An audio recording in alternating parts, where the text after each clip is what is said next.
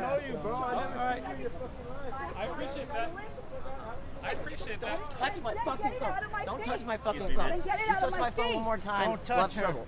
If get out of my if she face. touches somebody else again, She has a God-given right not to wear a mask if she don't I know, but she tried to steal my Stop phone. fucking with me. She tried to steal my phone. No, she didn't. You still have your phone in your hand. Did it get broken? No, it's still. It's fine. Whatever. Well, get him out of my People can be assaulted. Everybody's cool with it.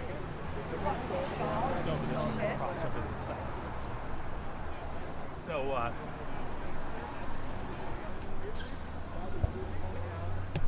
See, they literally cannot help but follow us. The following is they like the attention is what it is. The only thing I can figure out. The sight of people, it's a number of things, and I'm not leaving, by the way. It's fascinating to watch how these people work because, I was there covering the story, and it was the thought of us not having masks on that. No, what happened was this one woman started taking pictures of me. Right. Yes, And one of the noticed people that. And then I took a picture of her, and she was all around those. It's those the little men, and then thin they all girl swarmed with me. short bob hair. She's been harassing me ever since pre-Beverlywood live stream, sticking her hand in front of the camera. So she comes out and takes pictures of me, documents, whatever. They don't like it, but so that's, I guess, what started it all off. But it drew attention to us, which is unfortunate because we weren't really giving them that much attention, but I definitely felt the eyes watching. Some of the usual suspects in Black Bloc are not in Black Bloc today, and so they made notice that we were not welcome, which is funny because as a resident of Los Angeles, I believe my rights are to be able to go wherever I want, so you're not going to hinder that from me. But anyway, this is where we're at. Sometimes, like, my work would get jumbled when I live. I have high adrenaline. We continue to struggle against police terrorists. I can feel myself. We fight back against Los Angeles Police and Sheriff Department as they terrorize our community. We fight to win justice for Jose Mendez, Jesse Romero, Edwin Rodriguez, Paul Reyes, Anthony Daniel Vargas, Cesar Rodriguez, Daniel Hernandez, and all other victims of terrorism. We demand in solidarity, we stand in solidarity with Black Lives Matter LA and strive to build political power together. That's why I went in front of the news, because I was not going to get fucking hammered behind the camera. Struggle, we learned the importance of getting transparency from LAPD and LASD. From the moment of a killing or attack happened, just before the George Floyd uprising, a community member in Boyle Heights filmed an LAPD officer viciously beating a homeless man in our community. BLM was able to get this officer's name, Frank Hernandez. Yeah, Jay. And we realized that he was the same cop we had organized against a decade ago when he killed a Guatemalan immigrant, Daniel Jimenez. We circulated a petition calling for Hernandez's firing, protested outside of Hollenbeck Station, and for once, Jack Lacey filed charges. Through struggle, we learned that Hernandez's history of repeated offenses against our community is not in any way unique. In 2016, Eden Medina chased after and then murdered unarmed father of two, Omar Gonzalez. LAPD helped Medina clean up his story and let him keep working. Less than 2 weeks later, Medina chased after and murdered Jesse Romero, an unknown 14-year-old. In 2018, Bandido prospect Nicholas Perez killed Anthony Daniel Vargas in East Los Angeles. 1 year later, Perez killed George Serrano. In Minneapolis, Derek Chauvin had received 18 complaints and had killed one other person before he murdered George Floyd. By fighting to win justice for victims, we are fighting to prevent future murders. I would like to introduce the next speaker is Hamid Khan of Stop LAPD Spying. Thank you.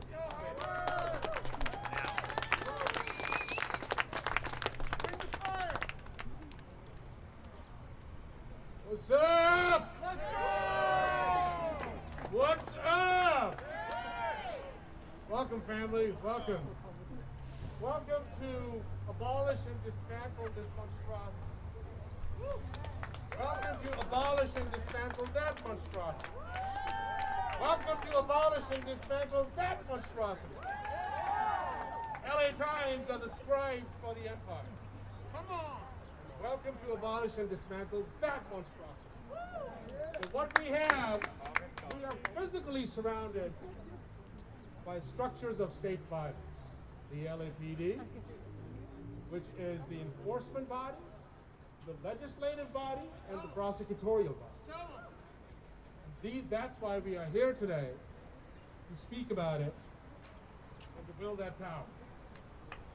So today is a Tuesday, and today is also supposed to be a scheduled police commission meeting. That rubber stamp body which acts as the shock absorbers for the system. And they are the shock absorbers for the system. But very convenient, in light of about 7 shootings that LAPD has done over the last 21 days. 7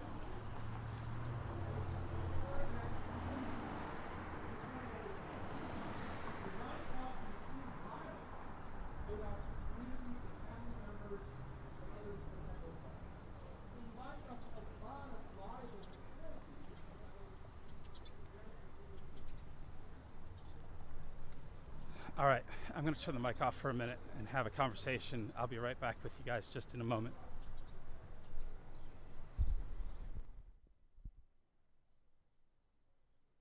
Hey, so I was just assaulted in front of City Hall. I have it all recorded on camera. The guy's still standing out in front of 100. Can I do something about it? Where's the stuff here on a post? Not you. I didn't want to go to an officer up there and have them see me come to you. So, if you call 911 and they'll bring a black and white over and they'll take it to post. That's the only option at the moment.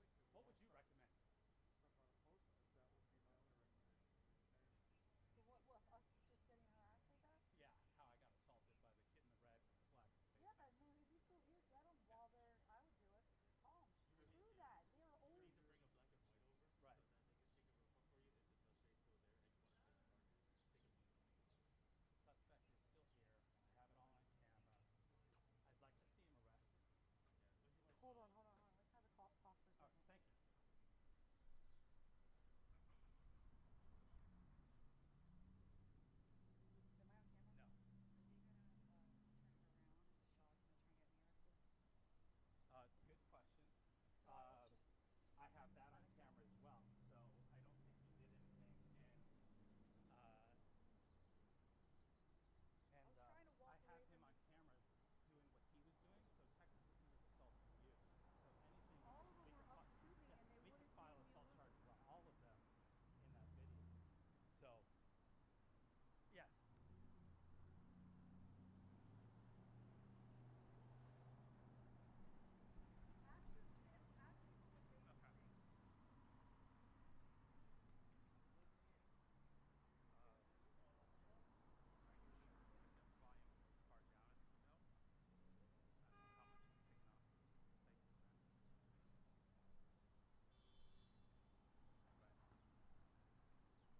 Can I call? I usually never leave the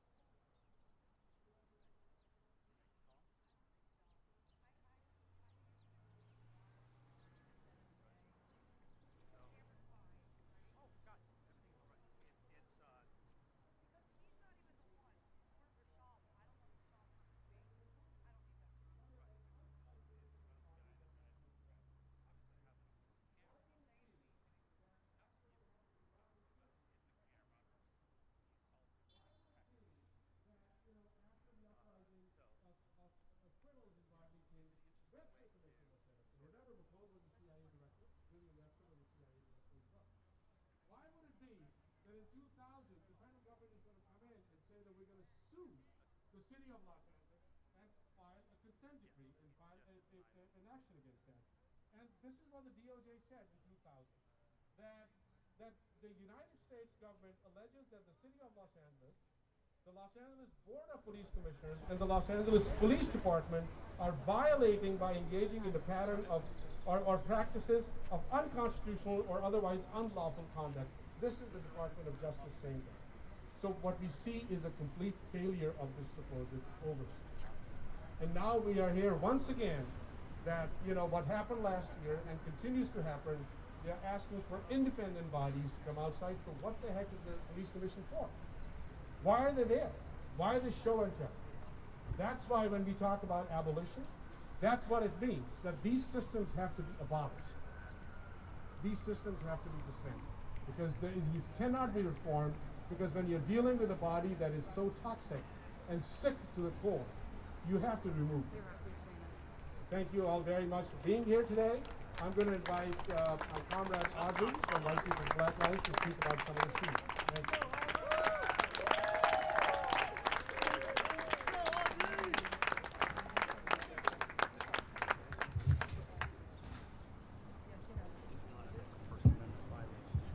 For me to stand here? It's not.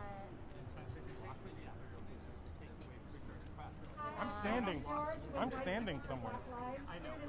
So you don't like where I'm standing? So my freedom isn't good enough for you? So it's your freedom.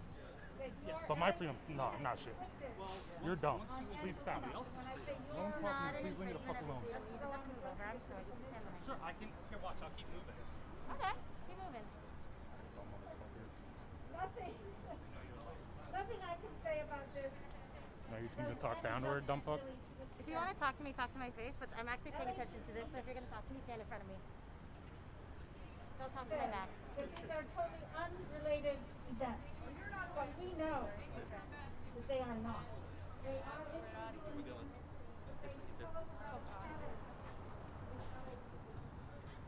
And LAPD cannot be Tired of the division in this country? Wouldn't you like to see it change?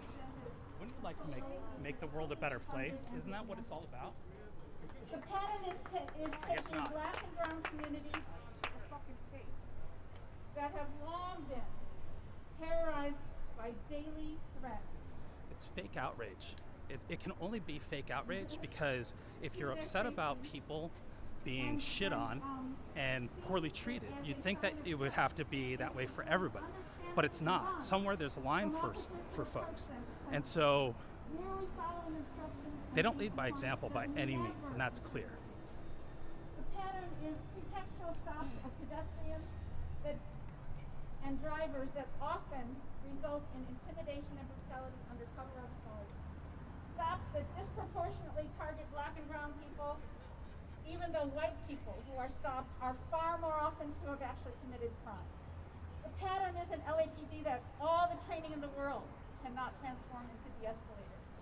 The pattern is the character assassination by LAPD of those it has brutalized and killed based on unfounded and unproven accusations, inferences, and assumptions.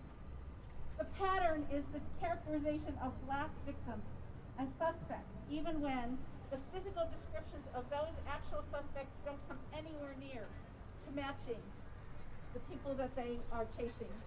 The pattern is LAPD officers brutalizing severely injured victims of officer-involved shootings who are unconscious and bleeding, and preventing medical attention from being given to them as they lie dying on the streets.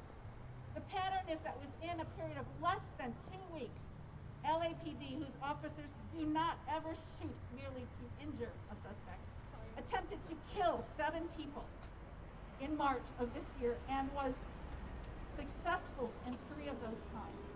The pattern is that there are 3 human beings murdered by LAPD in March, none of whom will ever have a chance to argue their innocence in a court of law. The pattern is that LAPD is the most racist, violent, and murderous police force in the country. The pattern is an LAPD that turns pretextual stops and calls for help with folks experiencing mental health crises into deadly encounters. The pattern is an insistence on keeping killer cops on patrol to continue their reign of terror, even after they've committed a fatal officer-involved shooting, and communities who are never given information that they need to identify which ones have been turned to the street. only to kill again, like Officer Ethan Medina. The pattern is a shooting spree of 7 LAPD shootings in less than 2 weeks, including on March 23rd, a pretextual stop near 8th and Bixel, where a pedestrian whose name we don't yet know ran and was shot, chased down and fatally shot. On March 23rd, a male black person named Tequila Brown, who was shot by cops at LAPD's Olympic Station, and his condition we don't know at this time. On March 19th, when Nathan Glover was shot by cops after a traffic stop near the 2900 block of Bullard Avenue. And again, on that same day, a male armed with a hammer and rock climbing tool was shot and killed by LAPD in the 600 block of Bonnybrook, a man whose name we still don't know and cannot list up at this time. On March 17th, the LAPD shot a person whose current condition isn't yet known, and his name hasn't been revealed, near the 3100 block of Pueblo Street. And on March 16th, LAPD shot Mark Diaz, allegedly armed with a knife, near the 1600 block of East 109th Street. And again on that same day, LAPD fatally shot George Serda, near the 100 block of West 21st Street. Those are all tragedies, and I'm sorry that I can't do justice to them. And next up to speak is Pastor Q of the Church Without Walls.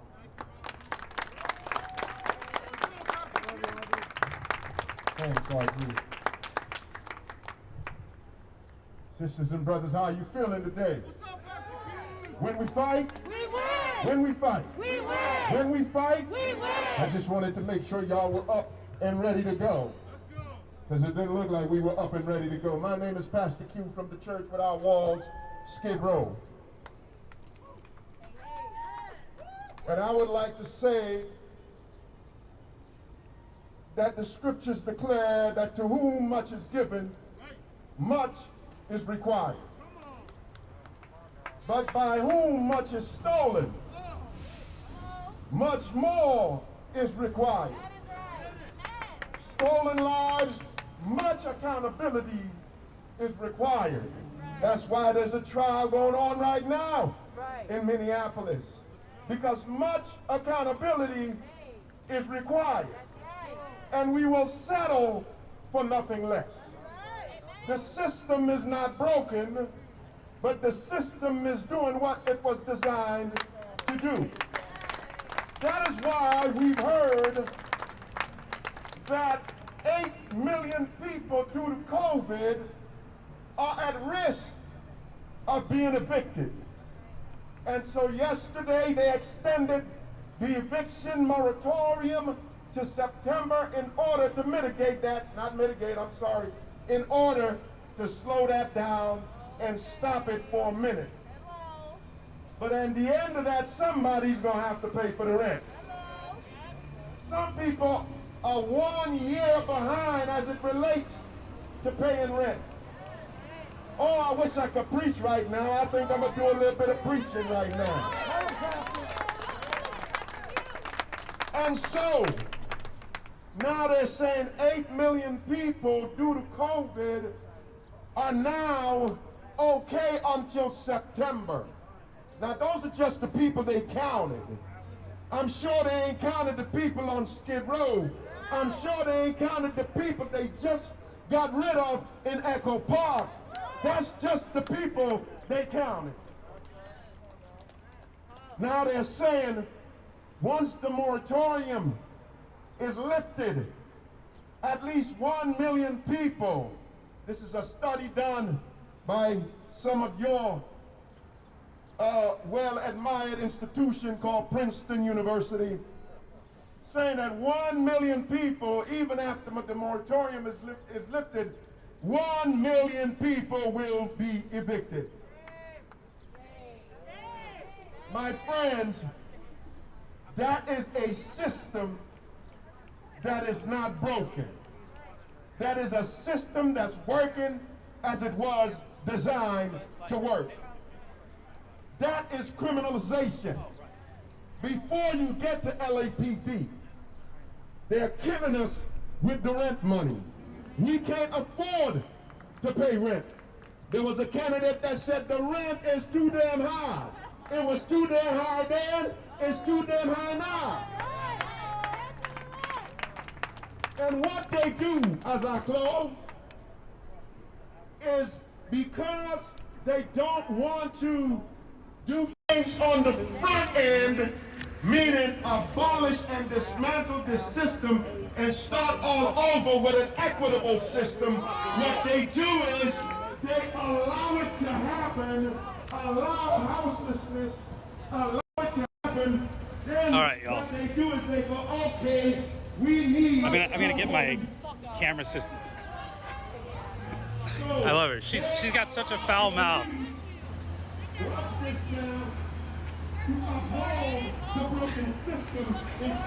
Have a great day. We really pissing people off. Apparently, literally, people are upset. Hang on one second. Brenna, will you play cameraman for me? Yeah. All right. What are people saying, by the way? I don't know. I haven't been able to watch the feed. So the kid in the red hoodie didn't break my gear, but I got a little something loosened up on me, and today I didn't bring my tools, sadly, so I didn't have a way to fix it. So the rig's shaking and doing bad things. So we're gonna call it a day. But I think let's walk. Let's see how your Steadicam work is. This is Brennan's camera work, holding the camera and walking down the street. Let me know if it's good, guys. It looks good, Kenny said. So we're going with Kenny. But anyway, it's been fun. We got an idea of what was going on with the homeless situation and the assault by the LAPD. I say assault by the LAPD from Thursday night when 180 some odd people were arrested for failure to disperse. And what caused that incident apparently was the use of flashlights by some of the protesters towards the officers that ended their night of protesting. Had they not been aggressive towards the officers, they would have probably been able to stay out there all night. But they missed that tiny tidbit of information every time where they can't go out and peacefully protest. If they go out and truly peacefully protest, they'd be able to stay out there all hours of the night. But as my camera caught on Wednesday, the protesters like to throw water bottles and rocks and smoke. You know, they threw the smoke, which made for some really beautiful photographs. But their press, Vishal for one, made it seem as though the smoke was from the police officers, where the smoke was actually from the protesters. But their press won't tell you that. I will. I'll tell you where the smoke came from, no matter who it is. So it's an angry crowd, and I get why they're angry, but there's a line, and you cross the line, and then it gets called unauthorized, whatever. So the point being is that there's a line, you cross it, it ends for you. You're no longer peaceful protesters. So that's why they're out today. So those were the two events. It's been fun. We're gonna call it a day for now, but there's more going on maybe today, so we'll see what happens. But for now, we're out. Thank you. Bye. Good work, Brent. Oh.